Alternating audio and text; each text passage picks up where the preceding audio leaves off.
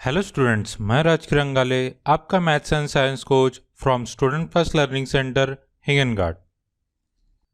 Lecture को start करने से पहले वीडियो को प्लीज़ 480 पिक्सल यूट्यूब क्वालिटी में सेट कर ले और डिस्क्रिप्शन में दिए नोट्स को डाउनलोड कर ले।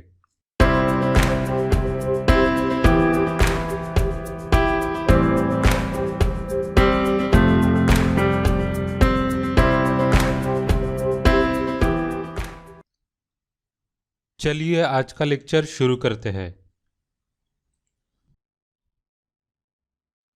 प्रीवियस क्लास में हमने ट्रेडिशनल मेथड्स ऑफ इरिगेशन देखे थे, जिसमें कि 4 मेथड्स थी। ओके, जिसके बारे में हमें ज़्यादा डिस्क्रिप्शन या ज़्यादा डिटेल में जाने की जरूरत नहीं है। आज हम देखेंगे मॉडर्न मेथड्स ऑफ इरिगेशन, जो हमें देख लेना है, इस पर क्वेश्चन भी है। ओके, सो ट्रेडिशनल मेथड में क्या होता था कि हम ह्यूमन या कैटल्स यूज करते थे, लेकिन मॉडर्न इरिगेशन सिस्टम में जो हमारा रहेगा इरिगेशन में, हम यहाँ पे डिवाइस यूज करेंगे, इलेक्ट्रिकल डिवाइस जैसे कि pump. Okay, so first point तो हमें यही से मिल जाता है कि हम इसे डिवाइस यूज करेंगे, पंप्स। अब पंप्स हमें पता है, तो फर्स्ट पॉइंट इज कि हम पंप यूज करेंगे लिफ्टिंग वाटर के लिए and also for the distribution of water. अभी आपको पता है कि पंप्स जो है, पंप्स किस किस सोर्सेस पर चलते हैं। हमें पता है कि इलेक्ट्रिक पंप होते हैं। ओके, इलेक्ट्रिक पंप्स हमने देखे हैं। उसके बारे में हम ये भी जानते हैं कि सोलर पंप भी हमने नाम सुना है, जो कि सन की एनर्जी पर, सोलर एनर्जी पर रन करते हैं। उसके बाद भी और एक दो टाइप के पंप होते हैं। आपने बायोगैस पंप के बारे में भी सुना होगा कि जो बायोगैस बनाई जाती है फार्म्स में। बहुत सारे फार्मर्स के पास ये सेटअप होता है, जिसमें काउडंग या स्लरी या रेसिडुअल्स को मिक्स करके, वाटर मिक्स करके रखा जाता है। आफ्टर डिकम्पोजिशन एक गैस बनते हैं जिसे बायोगैस कहते हैं। उस गैस पर भी पंप्स रन किए जाते हैं। उसी प्रकार डीजल पंप भी आपने सुने होंगे। आजकल बहुत सारे फार्मर डीजल का एक सीड होता है जिसे हम कल्टीवेट कर सकते हैं, फिर उसका तेल निकाल के हमें डीजल जैसा एक डीजल मिलता है, जिसके थ्रू भी हम पंप रन कर सकते हैं। तो इस प्रकार जो पंप्स के जो सोर्सेस है, वो डीजल, बायोगैस, इलेक्ट्रिसिटी और सोलर एनर्जी पर है मेजरली। उसी प्रकार ये अब वाटर एफिशिएंट मेथड है। अर्लियर मेथड में क्या होता था कि पानी इधर उधर जा सकता था, लेकिन हमारे पास अब मॉडर्न इरिगेशन मेथड में प्रॉपर पाइपलाइंस होती है, जिसके कारण वाटर का इधर उधर स्पिलेज नहीं होता है और हमें प्रॉपर एफिशिएंट मेथड मिलती है। सो इसमें आपने कुछ नाम सुने होंगे मॉडर्न मेथड्स में। आप फार्म लैंड पर गए होंगे कभी, या घर में भी सुने आपने। स्प्रिंकलर इरिगेशन सिस्टम सुना होगा, राइट? स्प्रिंकलर यूज करते। उसके बारे में आपने थिबक सिंचन, ये नाम अगर सिंचन थिबक सिंचन ये नाम सुना है, जिसे हम ड्रिप इरिगेशन कहते हैं। इसमें ड्रॉप बाय ड्रॉप देते हैं। स्प्रिंकलर में हमारे शॉवर जैसा एक स्प्रिंकलर, या जो वाटर शॉवर करता है, उस प्रकार से हमें ये थोड़ी बहुत आइडिया है कि ये मेथड्स है। एंड एग्जैक्टली वही हमें इस टॉपिक में पढ़ना है। सो फर्स्ट मेथड है हमारी स्प्रिंकलर सिस्टम। स्प्रिंकलर सिस्टम को हम डायग्राम से समझ लेते हैं, और डायग्राम से ही हम इसको याद भी करने की कोशिश करेंगे। थोड़ी बहुत आइडिया हमें ऑलरेडी है कि स्प्रिंकलर सिस्टम क्या होता है। तो ये कुछ इस प्रकार से है। हर इन दोनों मेथड्स में, मॉडर्न मेथड्स में, पंप जो है वो कॉमन पॉइंट है। पंप हमेशा रहेगा, ठीक है। सो यहाँ पे अभी हो गया इलेक्ट्रिक पंप। ओके, सो अभी क्योंकि हमारे पास वाटर पाइपलाइन है, प्रीवियस केस में क्या होता था कि हमें मोड सिस्टम में, जैसे हमने पढ़ा कि खाई बनानी पड़ती थी, मतलब वाटर हायर अल्टीट्यूड से छोड़ना पड़ता था, और नीचे का जो फार्म है, वो एक जो फार्म होता है वो एक ही लेवल पर होना चाहिए। अगर इसमें भी ऊपर नीचे खाई है तो ये सुटेबल नहीं है। इसमें प्लेन फार्म होना जरूरी था। बट क्योंकि अभी हमारे पास वाटर पाइप है, सो हम कहीं पे भी वाटर को दे सकते हैं। तो अगर लैंड अनइवन भी है, ओके, लैंड ऊपर नीचे भी है, तो ये सिस्टम से हम उस लैंड को पानी दे सकते हैं। ये है first point. Next point, okay, so इसे सुटेबल फॉर अनइवन लैंड।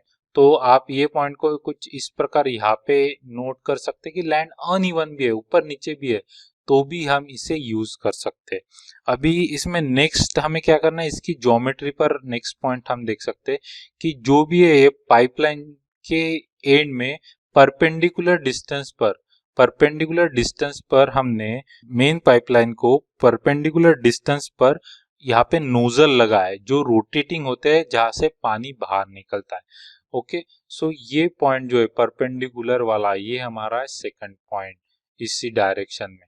तो फर्स्ट पॉइंट हमने यहाँ से याद कर लिया और सेकंड पॉइंट हमारा ये है, perpendicular pipes with rotating nozzles are joint. ये हमारी मेन पाइपलाइन है जो यहाँ पे आपको दिख रही है, ये और ये मेन पाइपलाइन है, और इसके परपेंडिकुलर पर हमने नोजल्स अटैच किए है। ओके, सो पॉइंट नंबर 2 हमारा ये है। इसी डायग्राम से हमारा डिस्क्रिप्शन हमें याद हो जाना चाहिए, और यही मेमोरी टेक्निक या ट्रिक है जो आपको इस स्टूडेंट फर्स्ट में मिलेगी। डायग्राम याद रहता है, सेंटेंस हम कंस्ट्रक्ट कर लेंगे यूजिंग इंग्लिश। ओके, और थर्ड पॉइंट हमें जो याद करना है वो ये है कि देखो यहाँ पे पानी हाई प्रेशर पर पंप के थ्रू हाई अल्टीट्यूड से और हाई प्रेशर से जा रहा है।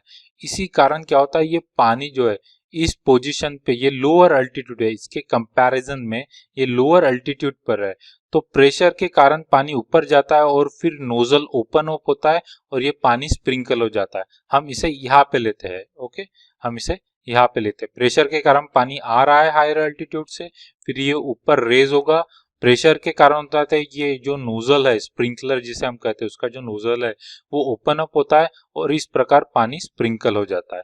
तो यही हमारा है पॉइंट नंबर 3 कि when water from the pump enter होता है पाइपलाइन में, उसके पास प्रेशर होता है, प्रेशर के कारण रोटेटिंग नोजल ओपन होता है और वाटर जो है क्रॉप पर स्प्रिंकल्ड किया जाता है।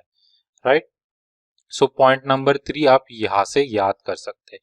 तो इस प्रकार पॉइंट नंबर 1, पॉइंट नंबर 2 और point number 3 uneven land, perpendicular वाला, और यहाँ पे हाई प्रेशर से नोजल ओपन होता है, इस इमेज से याद होता है। और यहाँ से हमें एक आइडिया मिल जाता है कि यहाँ पे हमें पंप यूज करना है, और हमें पंप पता है कि वो 4 टाइप्स के होते हैं।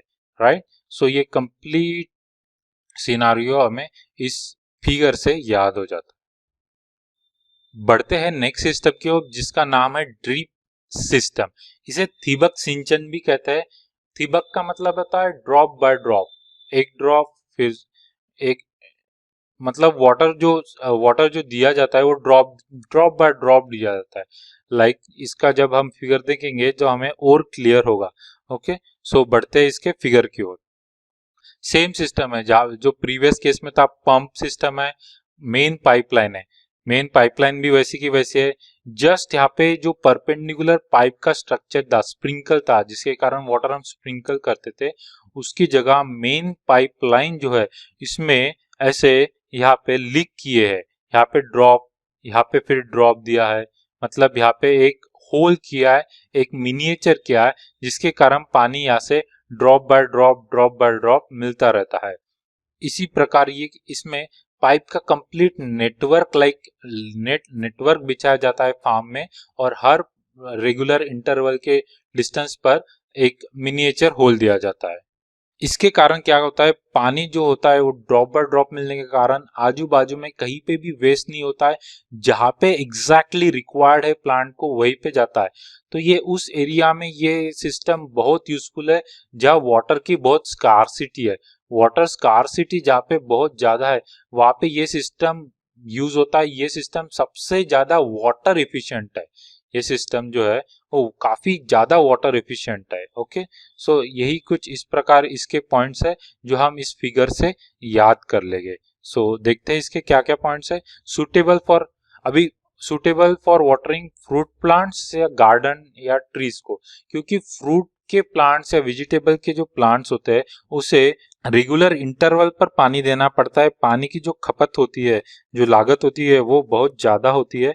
इस कारण जहाँ पे भी पानी बहुत ज्यादा लगता है या पानी बहुत कम है और देना है, वहां पे इस सिस्टम का यूज होता है। ओके, सो फर्स्ट पॉइंट उसी प्रकार जहाँ पे प्रीवियस केस में क्या था, वही सूखा जहाँ पे है या फ्रूट्स या प्लांट्स वेजिटेबल्स लगाना है वहां पे यूज होता है। Here the water drop by drop यहाँ पे पानी मिलता है, इसीलिए इसको ड्रिप मतलब थिबक सिस्टम कहते हैं। ये उन रीजन के लिए वरदान है जहाँ पे पानी की स्कार्सिटी बहुत कम है। ओके, सो ये हो गया हमारा सेकंड पॉइंट थिबक वाला, और ये हो गया थर्ड पॉइंट जहाँ पे बहुत स्कार्सिटी। तो जिस प्रकार प्रीवियस फिगर से हमने प्रीवियस क्वेश्चन को या प्रीवियस स्प्रिंकलर सिस्टम को याद किया था, उसी प्रकार हम ड्रिप इरिगेशन को भी उसी प्रकार याद कर सकते हैं। एक है ड्राई सूखा, उसके बाद एक है कि इसे कैसे दिया जाता है कि एक ड्रिप किया जाता है, होल दिया जाता है छोटे छोटे, और थर्ड ये बून है, वरदान है उस रीजन के लिए जहाँ वाटर की स्कार्सिटी है, जहाँ हमें वेजिटेबल्स लेना है, फ्रूट्स लेना है। ओके, सो एक्सरसाइज नंबर 6 का एक क्वेश्चन है कि व्हाट इज इरिगेशन हमें लिखना है। तो ये पहले 3 पॉइंट्स हमने व्हाट, व्हाई और हाउ वाले वो लिख देना है जो प्रीवियस स्लाइड में पढ़े है। उसके बाद 2 मेथड्स ऑफ इरिगेशन हमें डिस्कस करना है जो कंजर्व करते हैं वाटर को, that is nothing but modern methods. तो इन 2 मेथड्स को डिस्क्राइब करना है, डायग्राम डेफिनेटली आपको ड्रॉ नहीं करना है। सो 4 मार्क्स के लिए या 3 मार्क्स के लिए क्वेश्चन आता है, उस हिसाब से पॉइंट वाइज इसको लिखना है। Okay, so let us get revise. Modern method of irrigation depends on electricity, biogas, solar energy और diesel energy instead of human or animal labor. So here the main important thing is pump, which runs on any of these 4 sources of energy. So in modern methods of irrigation we have 2 famous irrigation system, namely sprinkler system and drip system. In sprinkler system we have 4 points. First, related to pump. Next, it is suitable for uneven land. Third, its arrangement, that is the pipes, network of pipe is set up in the farm along with perpendicular pipe with nozzle and sprinkler at its end. And next point is that water enters from high pressure, from high altitude, and with pressure opens this nozzle and gets sprinkled over the farm. So these are the 4 points that can be remembered from this diagram. Similarly, next is the drip irrigation system. Here also we have same thing, that is pump, and the 4 points that are the 3 to 4 points that can be learned from the diagram are: first, it is suitable for the plants and vegetables because they require lot of water and frequent water. Then it is also suitable in the area which are dry because this is the most water efficient method.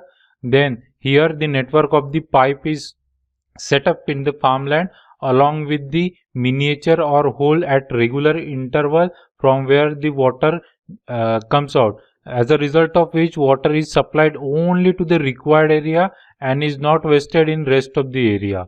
Okay, so this is boon in a region with water scarcity. So these points you can definitely learn all these points from this. If you remember this 2 diagram, you can definitely answer to this question, that what is irrigation and the 2 methods that conserves the water.